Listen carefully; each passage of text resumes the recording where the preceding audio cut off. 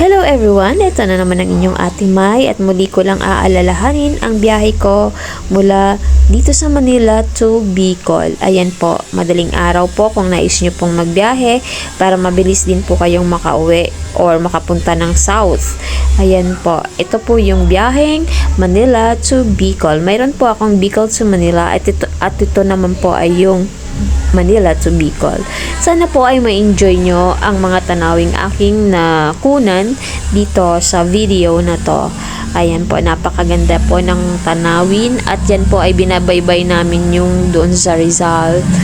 Yan, maganda po. At makita nyo dyan ang mga windmill na nasa Pilila. Yan, dito po sa part na to parang papunta na yan ng Pililla.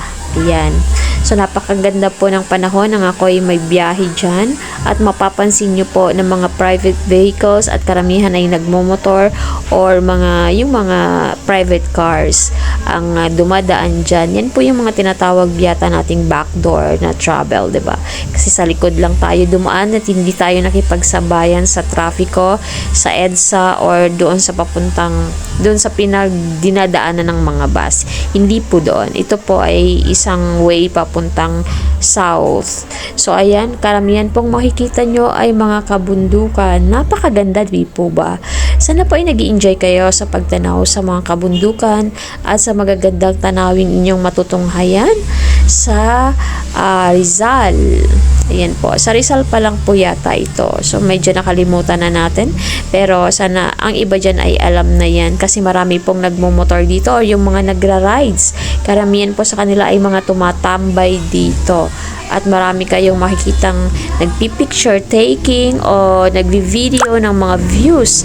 Napakaganda po talaga dyan. So, kung isa ka po sa hindi pa po nakakarating dito, i-try mo po, lalo na po kung ikaw ay rider, diba? Pero alam ko, karamihan sa mga riders ay napunta na sa lugar na ito. Napakaganda ng tanawin. So, ayan, enjoy nyo lang po. Salamat po sa panunood sa aking mga video, no? At ito yung mga travel ko noon. At ngayon ay wala pa po akong bagong video ng pag-travel. So, ito na lang po, alalahanin ko lang po ulit ang mga magagandang travel ko noon, kung saan ipinapakita ko sa inyo ang magagandang tanawin. Ayan, yung pagbukang liwayway nga po ay nakunan ko din kasi madaling araw nga. So, ayan na, sumikat na ang araw noon dyan. Napakaganda, di po ba? Sana po sa mga bago kong followers ay makita nyo po ang view na ito. Karamihan naman po ay nakakita na o napanood na po ang video kong ito noon na ibang version, pero po ito ay isang version na din. So, ito ay bandang Laguna na. So, napakaganda po. Sobra po ako nag-i-enjoy na tanawin yan at ibalik tanaw kung ano man po ang meron dito. At hindi nakakasawang panoorin po ang lugar na ito kasi sobrang ganda. Yung sa likod po ng Laguna. Ayan. At kung kayo magbibiyahe ng gabi, hindi nyo po siya mai-enjoy. Pero may makikita po kayo sa Laguna na napakaganda. Napakagandang yung mga ilaw niya, napakaganda. So, ito, Laguna pa din po yata ito. Ayan. So, medyo maikli lang ang video na to at hindi ko na naipakita dito yung papunta mismo sa Bicol. Kasi parang na-i-video ko na yon. So, ito, ibang part din po ito. Yung mga nalaktawan ko dati. Pero, dito po ay naipapakita ko din. Sana po wag po kayong magsasawang manood ng aking mga video. So, ito yung pa-Quezon na to kasi yan na yung daanan na parang walang mga bahay. Yan. So, marami kaming nakakasabay dito.